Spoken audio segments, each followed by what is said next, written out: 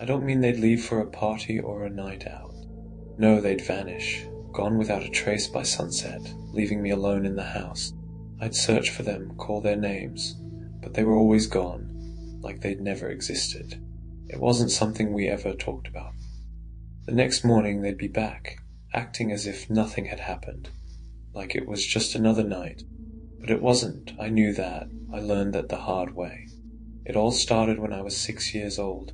I remember that first Halloween like it was yesterday. I was dressed as a witch, excited to go trick-or-treating. But just as the sun dipped below the horizon, I noticed the house felt different, cold, quiet, too quiet. I ran through the halls, calling for my mom and dad, but no one answered. Panic set in. I thought maybe they were hiding, playing a prank, but after what felt like hours of searching, I realized they were gone. The front door was locked, the windows were shut, and I was completely alone. That's when I found the first note. It was on the kitchen table, written in my mom's familiar handwriting. It simply said, Rule 1. Stay in your room, do not come out until sunrise. Whatever you hear, ignore it. I didn't understand then. I was scared, confused, and alone. I didn't want to stay in my room. I wanted to find my parents. But something about the note made me follow the instructions.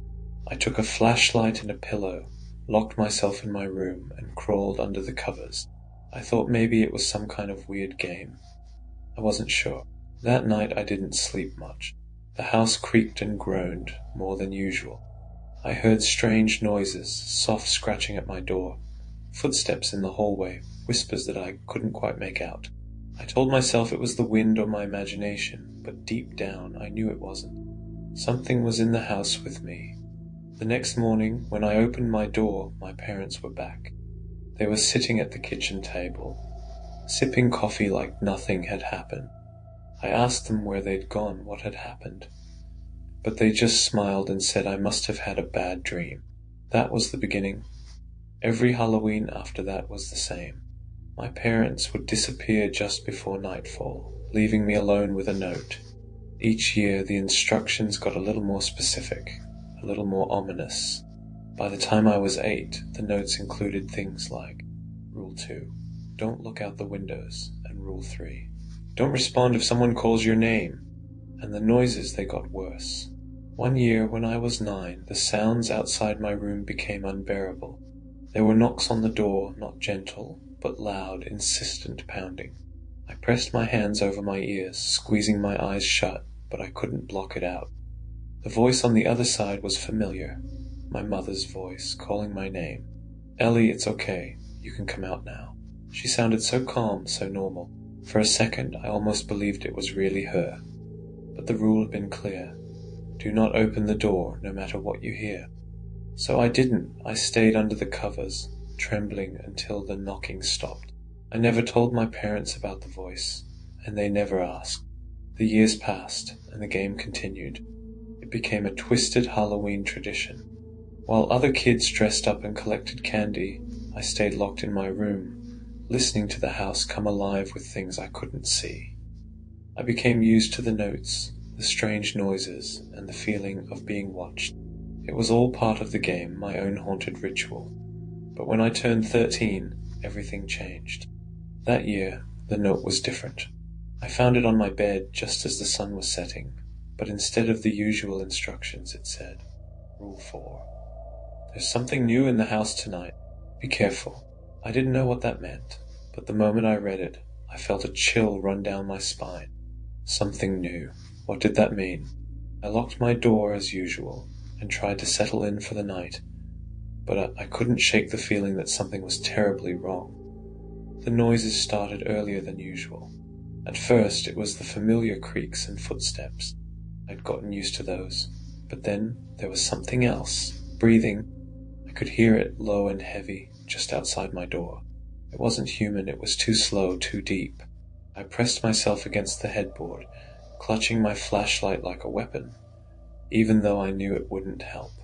The breathing moved away after a while, but then came the scratching. It wasn't at my door this time, it was coming from inside my room. I whipped the flashlight around, scanning the walls, the ceiling, but there was nothing. The scratching grew louder, closer. until it felt like it was coming from beneath my bed. My heart pounded in my chest, my throat dry with fear. I didn't dare look under the bed. I was too scared of what I might find. The scratching stopped abruptly, replaced by a soft, childlike giggle. The sound of it froze the blood in my veins. It wasn't me, it wasn't my parents. Something was in the room with me. I backed up against the wall, holding the flashlight out in front of me like it could protect me from whatever was there. The giggling continued, soft and mocking. I whispered to myself, "It's not real. It's just a game." But I didn't believe it anymore. Suddenly there was a loud bang on the door. The whole room seemed to shake with the force of it. I dropped the flashlight, plunging myself into darkness. The breathing was back, but this time it was right outside my door. Bang, another hit. The door shuddered. Bang, the lock rattled. Whatever was out there was trying to get in. I scrambled to pick up the flashlight, but my hands were shaking so badly I could barely hold it. The banging grew more violent, each hit sounding like the door was about to give in. And then, just as suddenly as it started, it stopped. Silence, pure deafening silence. I held my breath, waiting, listening for any sign of movement. Then the voice returned, soft and sweet like honey. "Ellie, it's okay, you can come out now." It was my mother's voice again, but this time I knew it wasn't her. I didn't answer, I didn't move. I just sat there, frozen in fear, praying for the night to end. The voice called out again, more insistent this time. "Ellie, don't be scared, it's just a game." My hands were trembling, and I could barely hold onto the flashlight. The voice kept calling, but I stayed silent. I knew the rules, I knew I couldn't open the door. But then, something strange happened. The door, it began to unlock. I heard the soft click of the lock turning, and the handle slowly twisted. "No," I whispered, pressing myself further against the wall, willing the door to stay shut. But it was too late. The door creaked open, just a crack, but enough for me to see a shadow in the hallway, something tall and thin, its limbs too long, its fingers clawed. It wasn't my mother. The creature stood in the doorway, unmoving, watching me.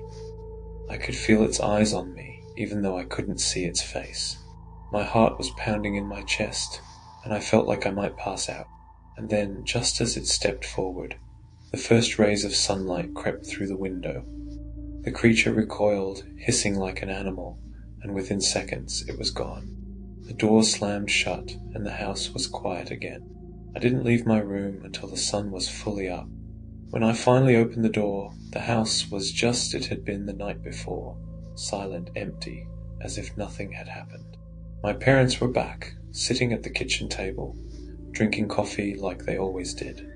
I stumbled in, shaken and pale, and told them everything. The creature, the scratching, the voice that wasn't my mother's. They just looked at me, exchanged glances, and then my dad laughed softly. "You must have had a bad dream," he said, shaking his head. "Nothing like that happened, Ellie. It was just your imagination." My mom smiled that same strange smile and added, "You're safe now. It's over." But I knew better. I knew it wasn't just a dream. The fear, the things I'd heard and seen, they were real. They had to be. My parents didn't believe me, they never did. And that was the most terrifying part. Now, as an adult with children of my own, I know the truth.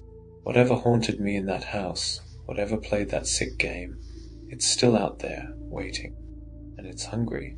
I fear for the lives of my children. I'll never let them go through what I went through.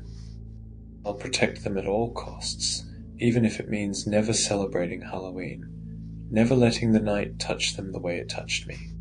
Because I know deep down that it's only a matter of time before the game starts again. Halloween is coming.